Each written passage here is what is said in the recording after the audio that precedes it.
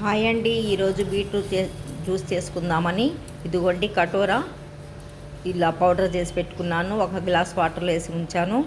ఆ తర్వాత beetroot cut చేసుకొని మిక్సీ జార్లో వేసుకొని ఒక గుప్పెడు తులసి ఆకులు వేసుకొని కొన్ని వాటర్ వేసుకొని గ్రైండ్ చేసుకొని ఇలా వడపోసుకోవాలి. బీట్రూట్ జ్యూస్ తాగటం వల్ల హెయిర్ గ్రోత్ పెరుగుతుంది.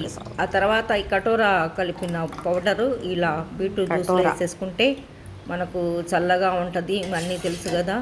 ఇదిగోండి ఉసిరికాయ లిక్విడు, బెల్లం, పటికి బెల్లం వేసుకొని ఇలా లిక్విడ్లా చేసుకుంటాను. ఇందులో ఒక స్పూన్ వేసుకొని ఇలా జ్యూస్ రూపంలో తాగితే పుల్లగాను తీయగా ఉంటుంది. చాలా టేస్టీగా ఉంటుందండి. ఉసిరికాయ ఇవన్నీ ఎంత ఘాటు అనియో తెలుసా మీకు?